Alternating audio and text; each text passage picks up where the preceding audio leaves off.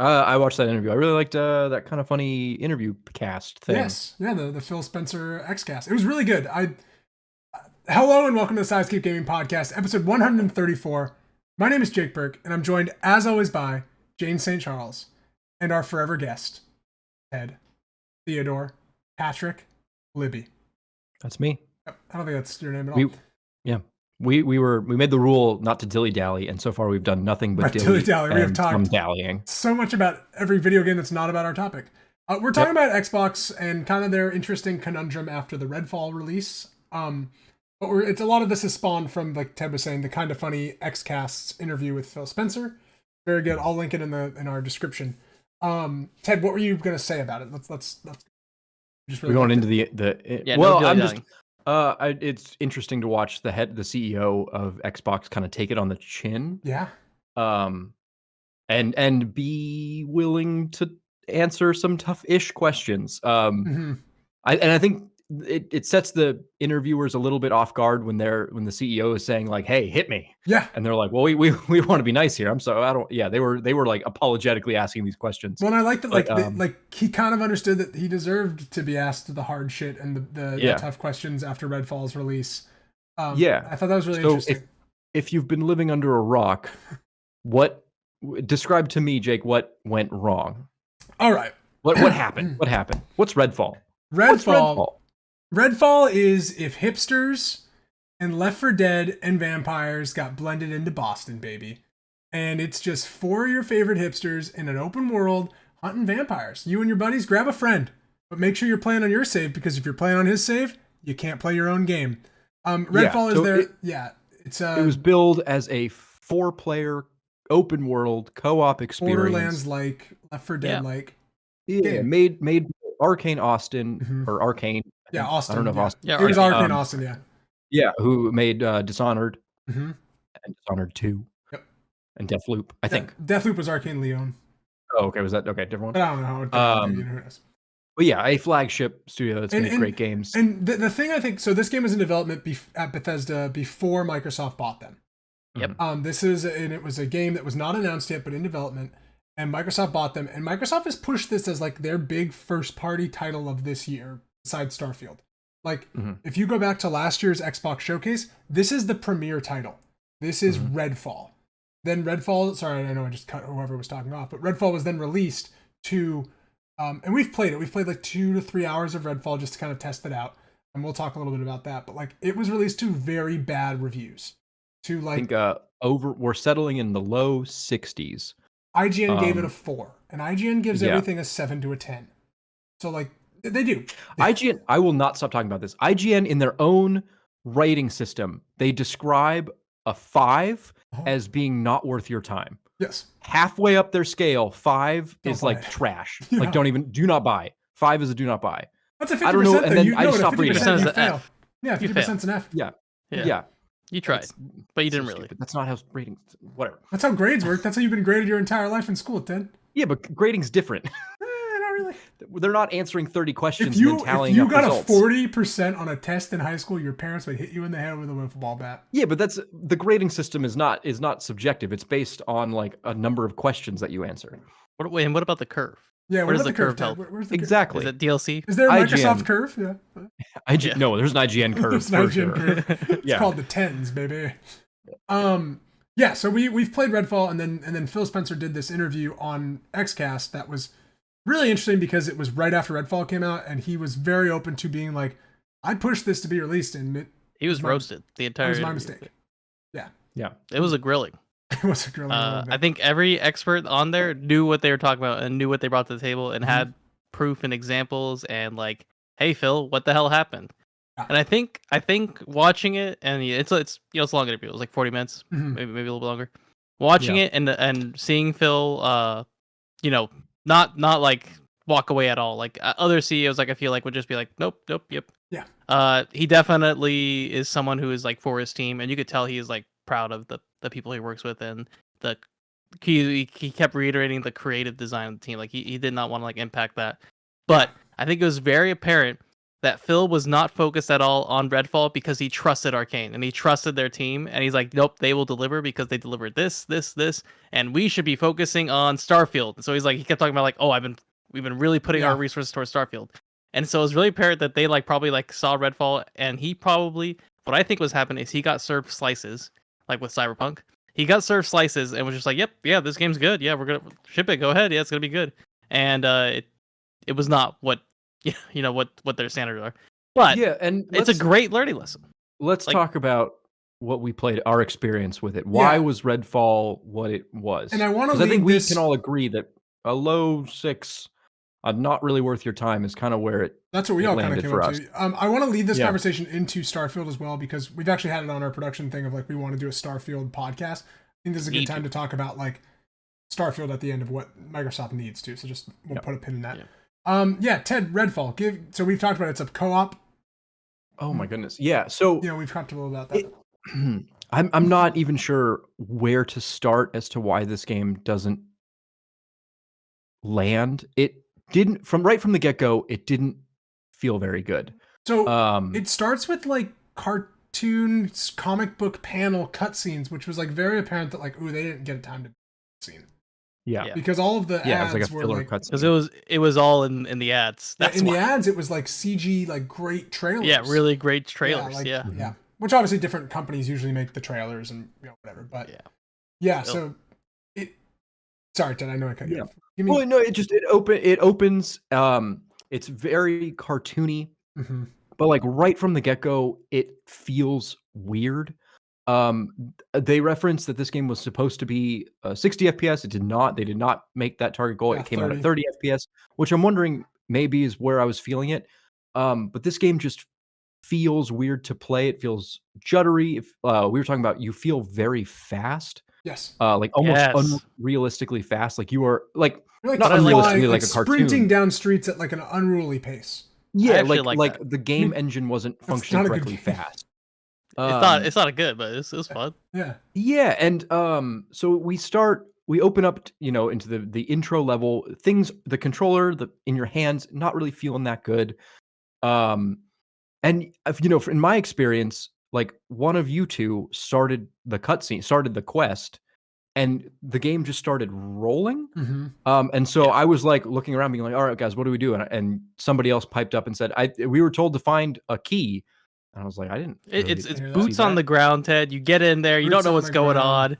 Chaos everywhere, fires everywhere. Yeah, vampires just jumping you in the streets. But that's not like, not really, because then we make our way out of but listen, we make our way out of Tutorial Island, and it's super like you guys are blowing through enemies before I even get there. So I'm just like kind of lost and confused.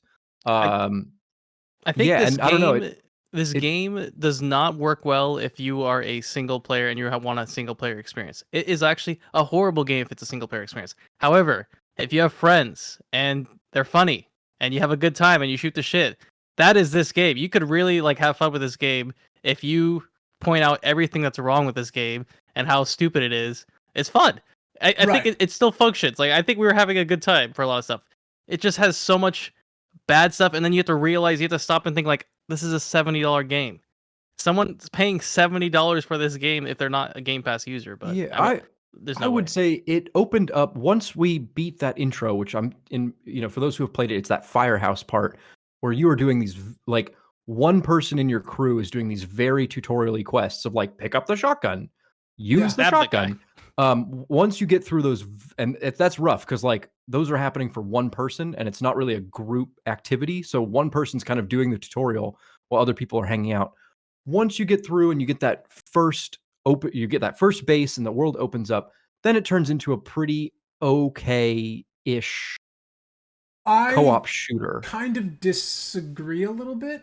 I don't think it gets better. I think. All right, you're right. Getting better is a strong term. It's the same experience.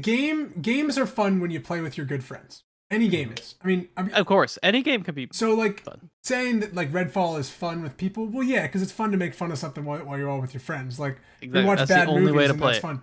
But like this game is super hollow and empty, and I actually think that's why you move through it so fast. They don't want you to realize how empty it is, so you just fly through shit.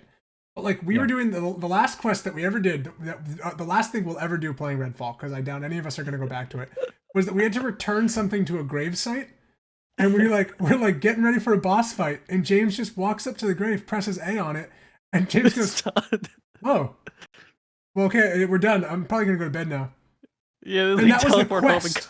That was a main quest that we were given from the firehouse, and all we had to do was just touch a gravestone. I was like, you venture out into the world, press A, venture back. Yeah, and it's like that's it. Do you remember the theater quest we did? It was like you go into the theater and like, oh, we're gonna roll this film, and it's like, oh, cool. Great! After we roll this film, someone's gonna break through. We're gonna have this nice boss fight. Nothing. That was it. It was over. It showed us more of the comic book cutscenes about how the vampires came to be, and that was it. This is a AAA studio making a $70 game, a flagship game, and it is so bad. So back to the interview. So Phil, everyone's just like, Phil, how did this happen? Phil, like, have you seen this game? It's awful.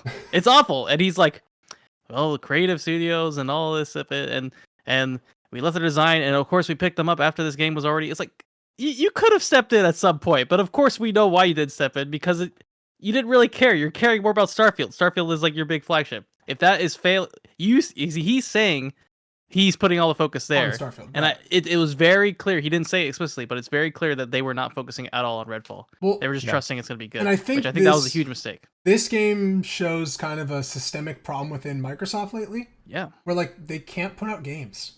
Like Microsoft right now, for some reason, cannot put out first-party games. They get lucky with the games that get put out, like Hi-Fi Rush. He brought that up. He's like, "Oh, well, we had a really hit with Hi-Fi Rush." Like, what did you do with that? Like, you didn't. It just happened to be a hit. Well, so I will say that he did. There were two takeaways that I really got, and one of them was this idea where he said, I don't want to be." And when I say I, he means like the CEO, the management, doesn't want to be the company that says you do X really well, you're only allowed to do X. Right. And I'm inferring from that that's because developers get bored. Like, and so he said that. And so he said like Hi-Fi Rush was Tango Gameworks, I think is what they're called. Yeah. That was them saying, we don't want to make another horror game. We want to do something different. And he said yes.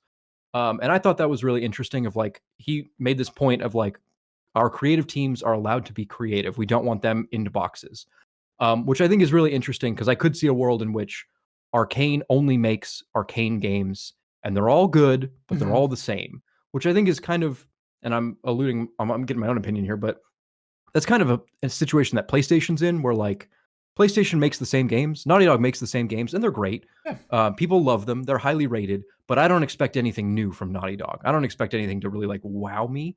I think he hasn't played The Last of Us Part 2. He hasn't played Uncharted. No, but what Naughty Dog games have you played that you could just talk shit on Naughty Dog on my podcast? I played The Last of Us multiplayer. How fucking dare you, sir? You know what I mean. You pick other studio. If Naughty Dog makes something that's not a cinematic third-person action game, Jake will shit his pants on camera.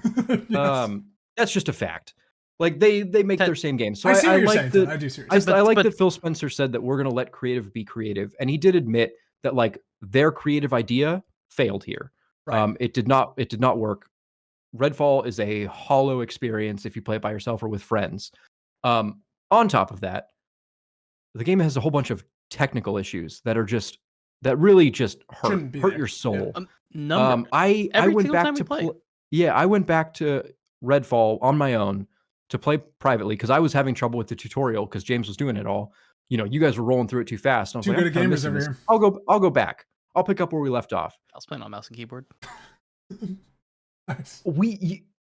The save was on James's save. We played for 2.5 hours on James's save. When I went back and I picked up my level 4 character and I clicked start and it said, there's no progress for this character. You need to start over again. And I had to start over again. And I was like, oh, this is pretty stupid. The dumbest thing ever. So I started over again and I was like, all right, I'm just going to like leave the starting area. You can't do that. You have to do their tutorial system, like pick up the shotgun, use the shotgun. Well, I already had 3 guns from when we had played. I was full up on med packs, but it was like, you need to heal yourself. And I was like, I'm full health. I can't heal myself. I started the game not in the intro, like half health, we've been hit. Yeah. So I had to go hurt myself, then find the health pack to heal myself. And then it was like, okay, go find the door to open it. And I was But like, this was I not want to stop you right playtested. there because there's one thing in the interview that really hits on this that was said by one of the interviewers. I can't remember who said it, but he was really good. And he said, "How did this get past any of your internal viewers or any of your systems like that?" And he's like, "Oh, it reviewed internally really well." Phil said that. It's in the interview. He says, "Oh, it internally reviewed really well. We must have missed something." Like, there's no fucking way it reviewed well. Any QA tester would have just, hey, this is all the list of bugs. Like, hey, this is a real issue. I bet you in a production meeting, they were looking at games. They're like, well, we gotta delay Starfield because Starfield's got a lot of problems. We cannot delay Redfall. Redfall, no matter what state Redfall it is, it must come out at the end of April. Yep, that's exactly what happened. And you know what? What sucks though? I believe they canceled all the future DLC plans. Right? Is that correct? Yeah. And so this game is done. Do we know that officially? Did they say something? Let me look it up. I really believe quick. they made that announcement. They're going to work on like the bugs and the hot fixes before they even think about. Okay, that makes more sense because so they canceled the PS5 version. Yeah, sure. Oh, after they were going to do that anyway. That was a while ago because it's an Xbox exclusive. That was a couple months ago. Yeah. That wasn't the most recent. Yeah. While James is it immediately canceled. I will say that Redfall does have some spirit. It's got a very kind of Halloween-y, cartoony vibes to it. I was very excited for this game. That I actually really enjoy. I was really into it.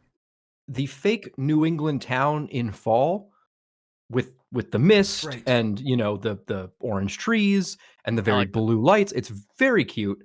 So I will say that this game did have some heart. There is some creative design aspects that I really liked. But overall it was just technical glitches and then really systemic problems of like, at the end of the day, this is kind of just a boring co-op game. Yeah. There isn't much drive for you to keep going. There isn't much game feel. Yeah. Microsoft was too hands off. That's all I'm going to say. Yeah. They should have gotten in on it. Yeah. It didn't mechanically, like what you're doing on a minute to minute with your friends or by yourself didn't feel that engaging. No, it's a game where pretty bland. You can just go play Borderlands and you're going to get the exact same experience. Like you're going to get a better experience. Well, they even had like a thing where it showed Borderlands 2 had more players than Redfall. I saw this recently. Like, well, that's not really fair because Borderlands 2 has Borderlands 1 behind it. Well, true, right? But like sequels are always going to have the fan base of the original. You can go play Borderlands 1. That game is what, 10 years plus old? Yeah, I was a sophomore in college for Borderlands 2. Here's a brand new state-of-the-art IP. And not just that, like AAA. A first party. Like Ted was comparing the Sony comparison, which I actually think is interesting. Yeah, Sony makes third person story driven action games. And it's not necessarily a dig, but it's like Sony stays in their lane. Yeah. And there was once a time when Microsoft stayed in their lane and they made first person shooters. FPSs. And that was it. Yeah. And I just think like I as a consumer, as a person that has an Xbox on a shelf that actually I was considering canceling Game Pass, and I remembered like I got to keep it for Madden for when my buddy Kyle comes up. Play a lot of Madden. Okay. So that's my $15 a month to play fucking Madden. But like as a consumer, my buying of an Xbox or a PS5, like that's a big question. I have people that ask me that, like, do I buy a PS5 or an Xbox? And it's like, you want the exclusives, buy a PlayStation because the Xbox doesn't have any. If you want a Game Pass Netflix system and you don't really care, you just want to try games out, then you go to Xbox. But like, there's no drive right now to play a unique game on Xbox. Like, in my opinion, a new unique game. New. If you haven't played Halo 3, maybe go and play Halo 3. Like, really recommend Fusion Frenzy. Oh, I love Fusion Frenzy. Is fucking awesome. But like in terms of cutting edge, kind of new release, if you're buying a Series X, for the hot new graphics, and you don't really care about Forza, return it. Yeah, or be ready for something different. We didn't even mention that, right? Forza's coming out. Forza friend, our Gunner is our Forza guy who for Forza 3, 4, whichever. He's a field reporter. He's our field reporter. 4 or 5, Not the most recent one, but the one before that. He would play every day to get his daily quests. He does not like the new Forza and does not play it. And so it's like even the new Forza. Well, we should say Forza Horizon. Forza Horizon, sorry. Right. Yeah. Because the new Forza's coming out. The new Forza's coming out, I mean, fucking name up different things. Name up different things. It drives me crazy. They are named different things. Forza Horizon. Also, if I say Forza, what are you thinking? Motorsport or Horizon? Forza, Motorsport. Porsche. Jason's thinking Porsche. But I would say that's a big problem with Xbox too, is that like not even Forza, which won Game of the Year at IGN, I believe, like has the staying power that the old Forza. Yeah. There's something management-wise at Microsoft that they're missing something.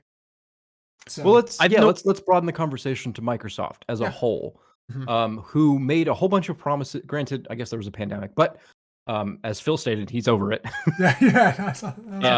He's sick of using the pandemic as an excuse, and I think we all are too. They have made a bunch of promises for first-party titles to coming out on Game Pass. At the time, we on this podcast were like, "Holy shit, this is a great deal." Since then, with the exception of a few kind of one-hit wonders in Hi-Fi Rush, and like Halo's story was really good, but the multiplayer sucked, and they're not making any DLC for the story. So it's been a little bit of a bust.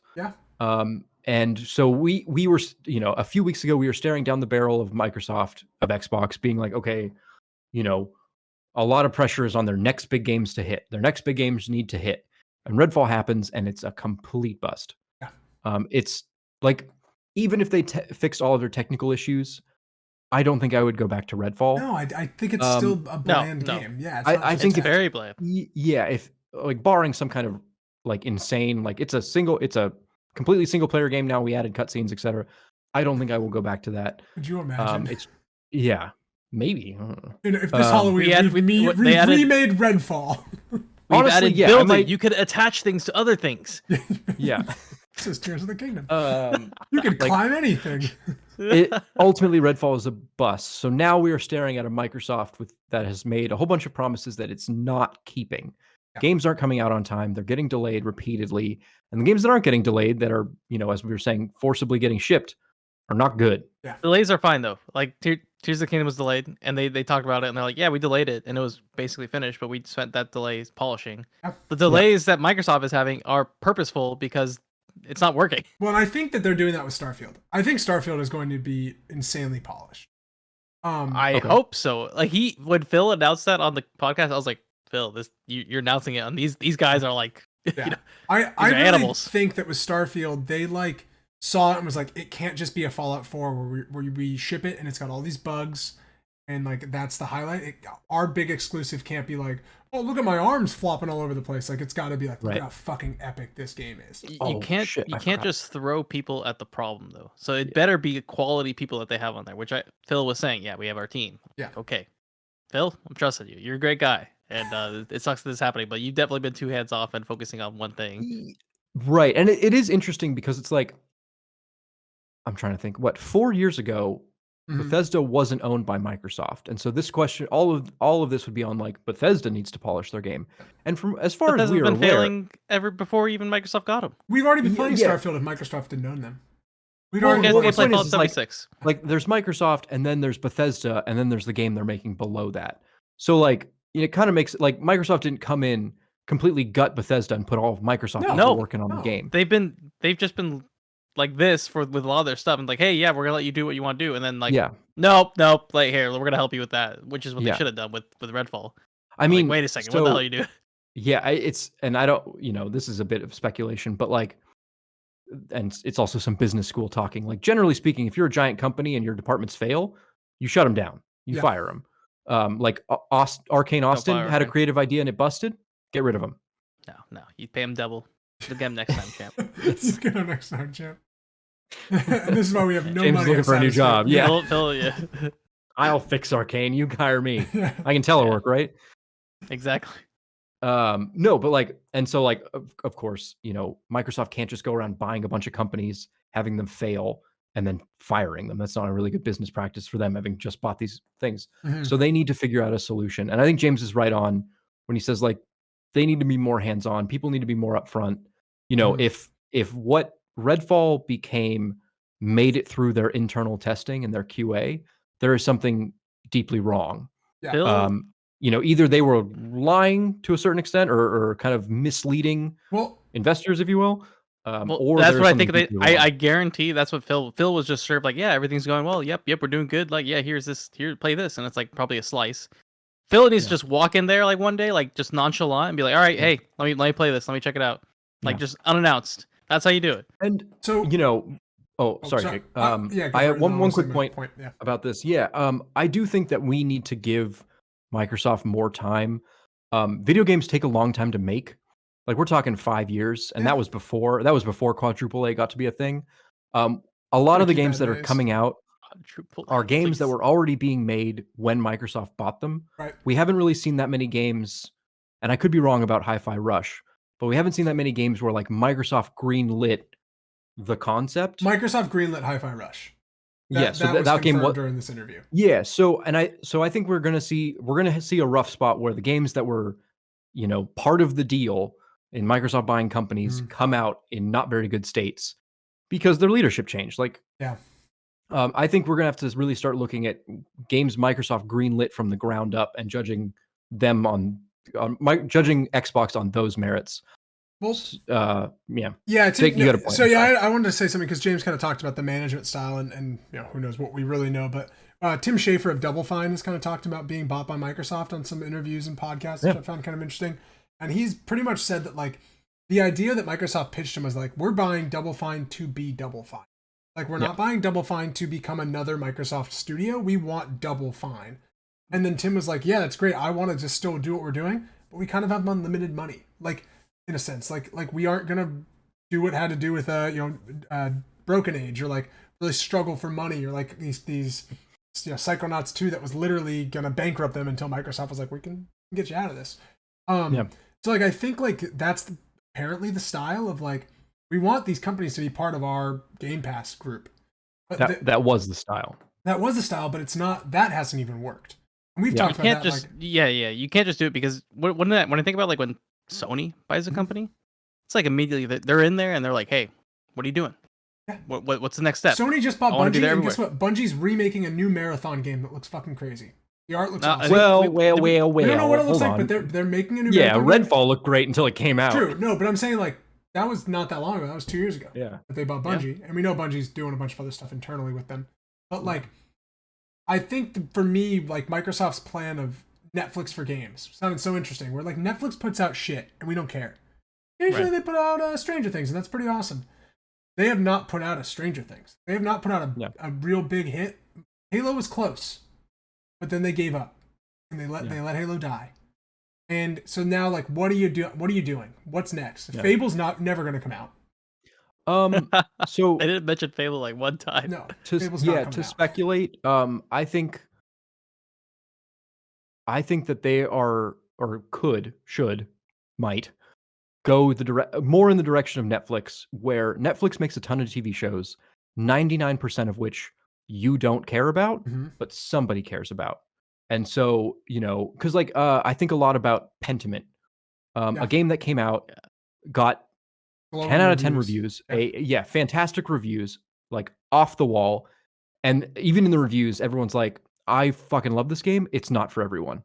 And I think that's kind of where Microsoft might start to see themselves, is making smaller projects that are innovative, interesting, and don't land for a mass market, which is very awkward when you're a giant AAA gaming company.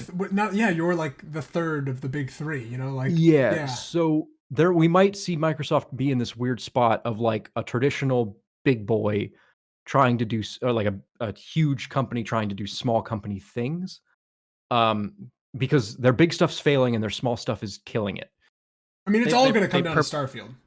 Yeah. They're purposely tanking Redfall so that they can seal the deal with Activision. And then people will see like, oh yeah, they're not doing too well. Yeah, they didn't do too well with that Redfall. The EU approved the acquisition. That's a whole other thing that's really interesting is, the UK the cloud gaming aspect. And then, that interview was before that, like, because it was the night. Actually, no, it was the night in that interview.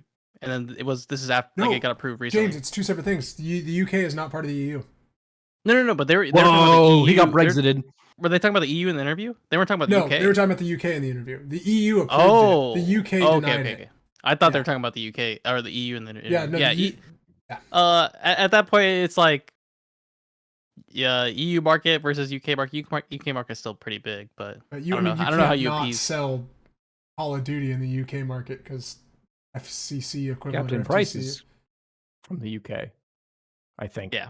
Kevin Price is just one of us now. Good. They'll come to an agreement. We're all I part think. of Like, this. I mean, they came to an agreement with the EU, and then Yeah. he brought up a great point. Like, cloud gaming is not where they think it's at, but maybe it will be at in 10 years. And I agree. Like, maybe it will be at that point in 10 years. Yeah. Well, and that's the thing that Microsoft has but it's way not up there on now. Sony. Microsoft's cloud gaming Game Pass system is leagues ahead of their competition. Yeah. Little hypothesizing. Oh, Ted, you do your. No. I was just going to reiterate my point of like, I think we're going to start seeing Microsoft doing smaller, weirder stuff.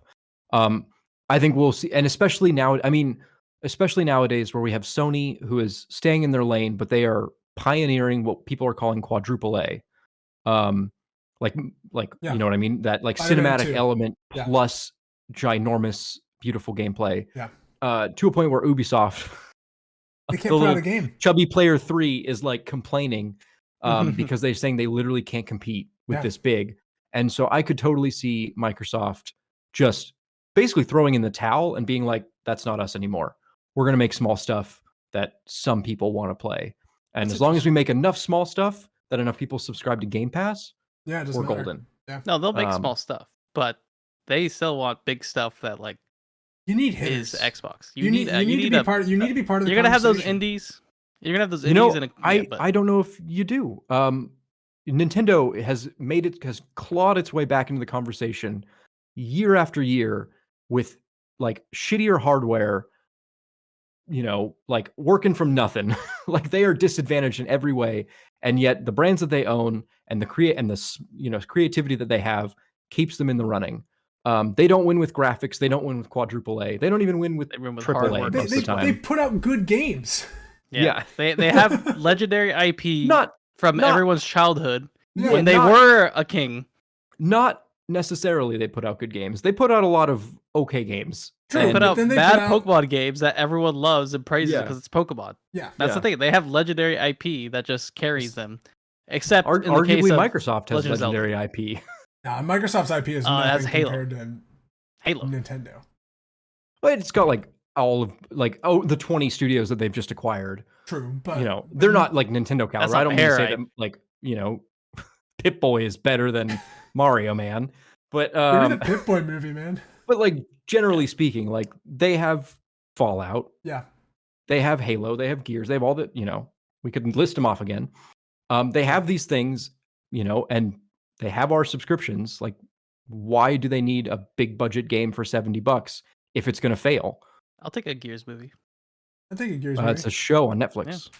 Oh, it is a Netflix show. Yeah, Dave Bautista's posted on it. Yeah, he's gonna be a cog. I'm into it. Never. Yeah, me too. He fits that role. He fits that really well. Yeah, he does. He's actually the most cog actor I could probably think of. Him and John Cena. I'm here for it. That'd be a great job. I'm in for him and John Cena.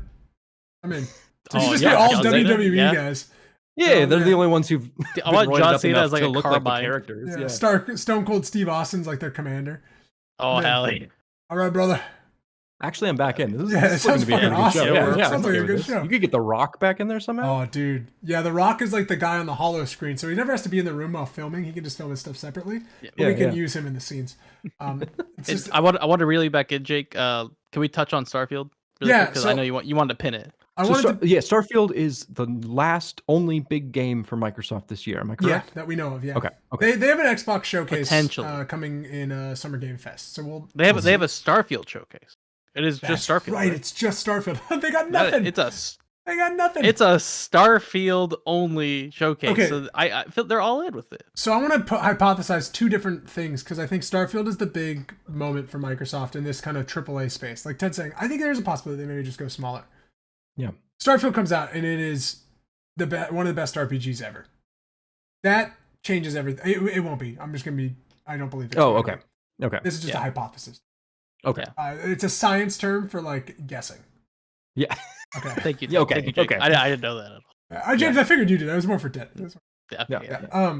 So it comes out and it's like the greatest game ever. It revolutionizes RPGs. It's expansive. Bethesda's it's back massive. on the map. Bethesda's back. Like, does that change our perspective of Microsoft indefinitely, or do we just go, oh, they had one hit? I think they had one hit. Yeah. But then I wonder how that changes because like they put all their focus on this game. Yeah. What next? What Elder Scrolls 6, 7, 6. Yeah, that's like 6 years away. No, like I said, what are you doing next? I think they focus on being creative, and they ultimately end up with smaller projects that appeal to a smaller audience, but that smaller audience friggin' loves it. Yeah, it has to be getting Activision and then like doing some good stuff with Activision. Well, yeah, like and Activision changes everything, right? Like fix Overwatch, right? Now, Overwatch will not be a thing. Overwatch is not a Overwatch thing is done, even though apparently its player base is still quite high. But that's a story for another time. I think a lot of this conversation depends on if they get Activision. Mm-hmm. If they don't get Activision, I stand by what I said of like I think they just start doing smaller, more specialized things. Where if you want to play racing games, I just don't we think have they Forza. can, Ted. They I don't can't. think they can. Why not? They're too big. They're too big to do that. They're one of the big money. three. They are a console developer. This is So? Bill Gates' Microsoft. And they don't. They're trying to get out of the console game. They want to do xCloud. They no, want to no. They said that they were in the interview. They were saying they equally support all. They're not like shutting console players. Phil said that. Yeah, he has to say that. That's like the president saying Jake said he said that. A lot of that interview was stuff he had to say. He's a great CEO. Jake said it a year ago, where Xbox wants to have xCloud on your built in on your TV. They're getting close. And if they can do that, if they can sell a subscription that has a bunch of small specialized things that, if they have 3 games that all 3 of them one of us like, they still have 3 subscriptions, even though we're not talking about the same game. Well, and if they get Activision, and if that all goes through, and then all of it's on Game Pass, and every Call of Duty that comes out day one's on Game Pass, they've won. They're done. They are on your TV, and you play Call of Duty on your TV wherever you are, and that's it. That's what they are. But it's looking like that could not happen. Like that's a very real possibility right now that they can't buy Activision. I think they're getting a lot of pushback from everyone. Yes. So it's like, hey, you know what? Sony TVs will not have the Xbox app. It is the biggest tech acquisition of all time. Yeah. Not just in gaming, ever. Yeah. That's crazy. And Microsoft's there. Yeah, we talked about it on this podcast where there was somebody at Blizzard who was talking and probably shouldn't have been talking about the emails that PlayStation was sending, where they were just like, we're just going to fight this because we're your competitors. Yeah. Like reason or no reason, we will fight this to the bitter end simply because you're our competitors. Well, and that's that's really kind of how bad for business PlayStation works. if this happens. Yeah. It gets really bad. What do you mean? They have Marathon. They have that classic Mac. Everybody loves Macintosh shooter Marathon. Yeah. That we all love. Macintosh shooter. Wow. That all PlayStation fans are going to go, oh, I love my Macintosh computer. I want another Marathon. I love my old Sorry, Mac. I don't. The Marathon reboot's dumb. I think it's a good idea, actually, to be honest. It's a great name. It's a great name for a shooter. Like, it's a great IP name. Have you? Marathon's a great idea. Do you know anything about Marathon? Can I tell you what I know about Marathon, Ted? No, I can't run it. Sure, yeah. So in the original Halo, you could find terminals that would describe the plot of Marathon to you. Yeah. And that's what I know about Marathon. That's why I know that. Okay, that Marathon is like if you took the Halo Forerunners hints and story and just ratchet it up and just ran with it and just went to town. It is weird sci-fi to the max. Yep. Yeah, we'll see how that goes. Yeah, I don't know. But I just think there's an interesting scenario here where if Starfield is bad, like we've kind of seen with other exclusives Microsoft's put out, or lackluster, or doesn't live up to the hype, I think they're in a real problem. I don't think they can switch to smaller stuff, Ted. What? Why not? I don't think smaller stuff competes with the other box. I don't think that smaller stuff competes with Sony. And then you look at in what way? People will stop buying Xbox consoles? I think they'll lessen. I mean, they lost last generation because they had a Connect, and that people stopped buying the Xbox because they had to connect with it. I think there's a lot of other reasons. They also do have exclusives. Yeah, turns out we didn't want to pay for cable through our Xbox. Good times. But I also think like how we view Paramount Plus. Yeah, that's how we could view Xbox if all they do is small indie stuff. Yeah. Oh yeah, you should probably get Xbox Game Pass for this 1 month to play Hollow Knight 2, and then cancel it because you don't need Paramount Plus anymore. I mean, I did that with EA Play. It's like, hey, I'll just 1 month to play this one game, $10. Yeah. And like that's not good if Microsoft's that. They want to be in the living room on your TV game, but they need to earn that, and they haven't. Yeah. I think right now they can transition into, instead of Paramount Plus as the analogy, into Netflix, where like if you told me what do you want to play, what do you want to watch on Netflix right now, or what Netflix original series do you want to watch? I don't necessarily have an answer for you, but I've never canceled my Netflix subscription. It has always just kept me It interested. could happen with the password sharing. Exactly, right? You, and so I think if Microsoft gets to a position where they genuinely feel like they are failing because of their small time projects, then they can reevaluate some of these larger projects and greenlight giant AAA projects with hundreds of developers under their own supervision. Yeah. I think we're watching video games that were made by like literally hundreds of people, outsourced around the world, a managerial nightmare, be bought by another company, and who were told like, all right, just keep doing what you were doing, and that has failed. They have their own studios that don't put out games either. I mean, this is. I'm looking. Like, you mean like the Coalition? Yeah, that's why I was just looking up the Coalition. I was like, when's the last game? What's the last game the Coalition's put out? Supposedly, the Coalition's coming out with a game. We might Perfect get more Dark news remake, about that, but we've not seen anything since they Perfect announced Dark remake has been Game Awards 2 years ago. Yeah. So, well, actually, that was brought up in the interview as well. It's like, hey, are you guys just announcing games way early before they're even ready? And I think that was successfully dodged. Yeah, he really dodged that. Yeah. I think like. I don't think it's just that they bought Bethesda and are trying to they've mismanaged buying Bethesda. I think that they're showing that they've mismanaged game studios. Like just and as in general. And then one of them miraculously will have a hit. Yeah. And they'll take all the credit for it. They always do. Well, yeah, that's called capitalism. Yeah, that's how that works. Hey, yes, Hi-Fi Rush. Yes, we definitely let them be creative. Yes, we knew that was going to be good. Yeah, I think they're in a really weird spot. I don't know what really. I mean, I think Starfield has to be.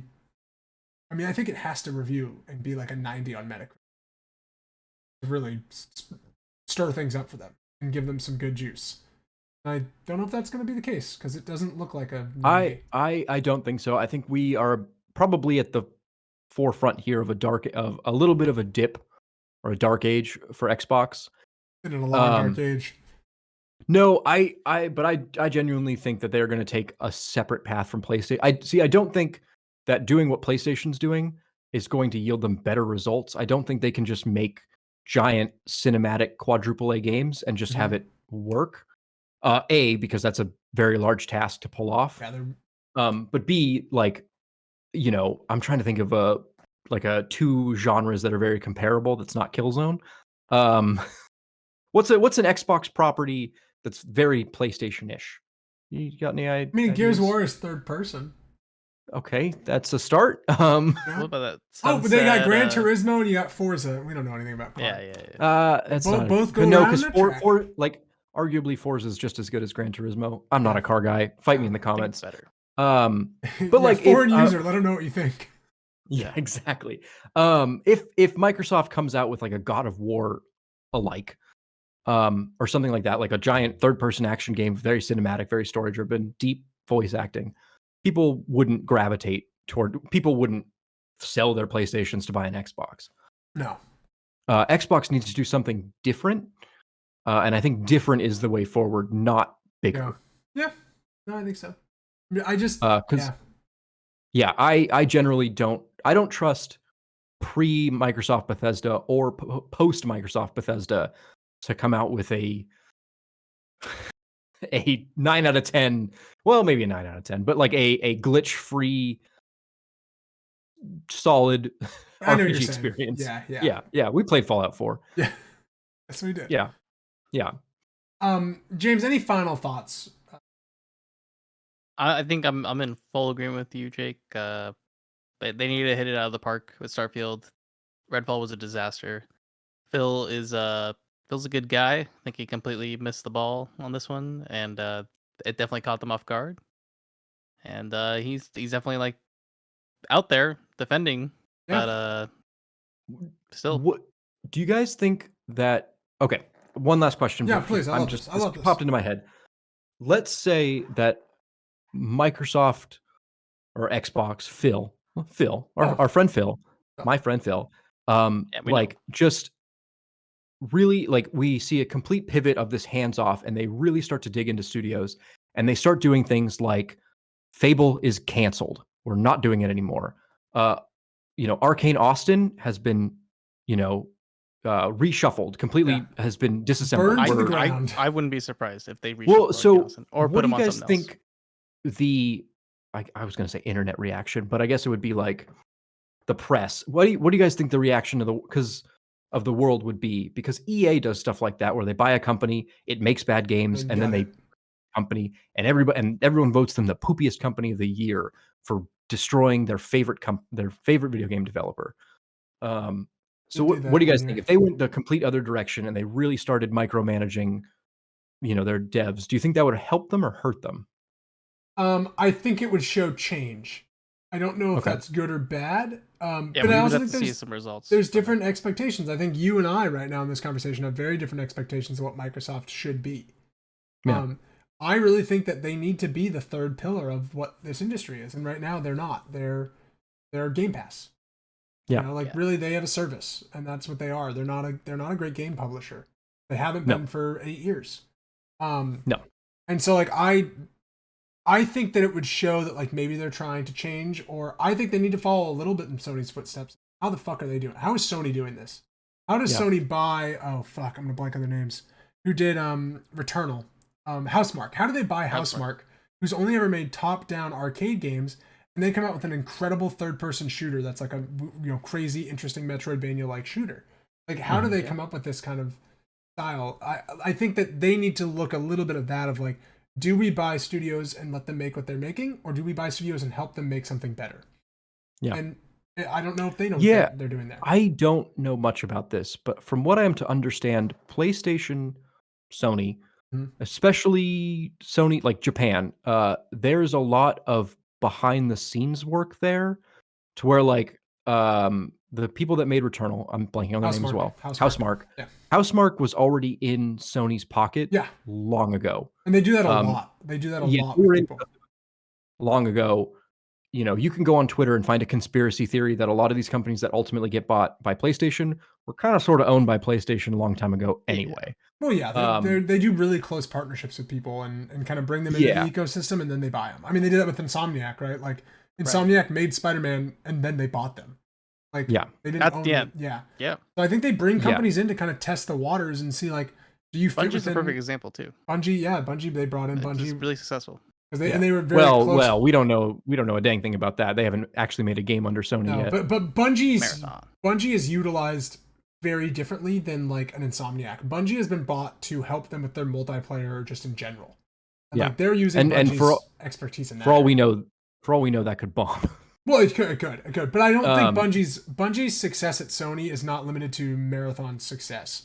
Bungie's success at Sony is Last of Us Factions. It's I mean, everything that they're going to touch with their multiplayer aspects, I think, is really what they bought Bungie.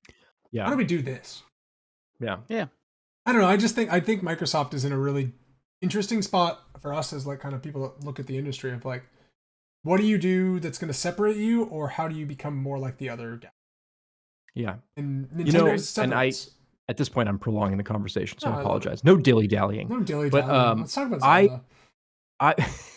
I would say that they need to make games that people want to play at the end of the day, whether they're big, whether they're mass market, whether they're small, whether they're specialized. Just make games that somebody wants to play. Because I've noticed that a lot in the gaming industry, from PlayStation to Ubisoft to Microsoft, where they're coming out with these giant bombastic games that are AAA that everybody seems to be bored of. Yeah. Like Horizon Forbidden West, I'm sure sold well, looks fantastic. It's going into the catalog. Don't get me wrong, but the general recap of that game, looking back on it a year from now, or a year in, is it was kind of boring. It was kind of lame. Yeah, I stopped playing Yeah, and so it's if you don't go big if you're not going to have a player base, is kind of what I'm saying there. Or don't do anything if you're not going to have a player base, right? Yeah, that's the interesting part. So yeah, I don't know. We'll definitely have a lot more to know what's going to happen, especially with the Activision thing. I think Starfield's a big indicator. I think, and then I think whatever comes out of, they're going to have another show to announce stuff this year. They can't just have Starfield not talk about anything else. I think once we see what's cooking there, is that'll really point to okay, this is the direction they're if you don't see Perfect Dark, Chad, if you don't see Perfect Dark or Fable or any of these big titles that they've announced that they've never been shown anything except for a logo, that's a problem. That means those games are not games. They're just like boardroom ideas. I just don't get why they announced it so early. Doesn't make like sense. I know it's like it just doesn't do anything. It's a pretty shallow play at hype. Yeah. It's like, oh, I love Fable. Can't wait for the next one. And it's like, you've been waiting for Fable forever. Even now it's like 8 Fable. Yeah.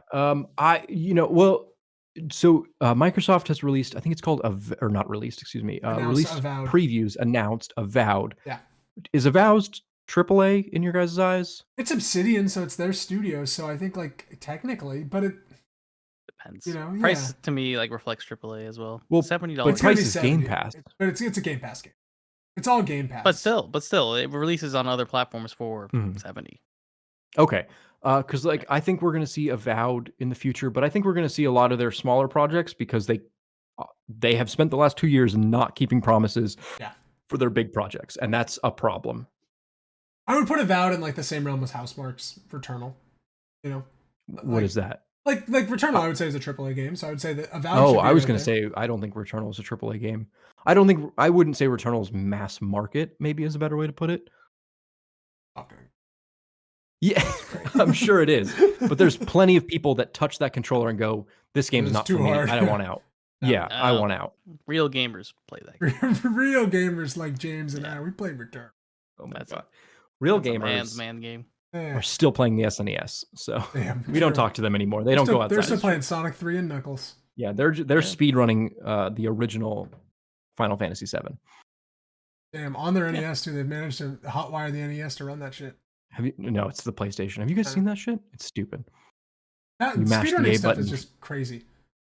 I watched a speedrun of Ocarina of Time, and the guy like fights the first boss, takes a Deku stick, and is able to. Oh, the stick, yeah, you saw that. He cuts through the entire world and just lands into Ganondorf's arena. And you're like, what the fuck? The stick is everything. The stick is everything. I know. Yeah, he just burns Ganondorf alive. Crazy.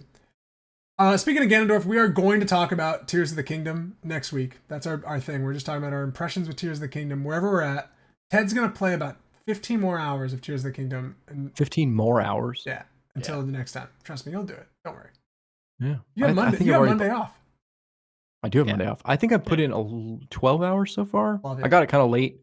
Yeah. My local game store is not doing me well. You can buy it digitally. It just comes there at 9 o'clock. You need the plastic box. You don't need it. There's nothing. You need to hurt the environment. You need to waste the environment's money. And then the environment's money. Yeah, and then like there's nothing that for the record, I'll let you know I'll have you know my sealed copy of Super Mario 3D All Stars. It's already up to $100. So wow, we're in profit territory here. Ted, I'll buy it off you for 80.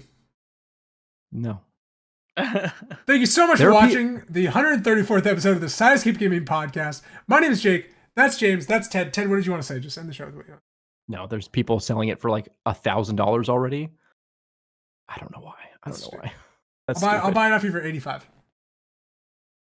Take it or leave it. Take it or leave it. Ooh. I think he's gonna take it.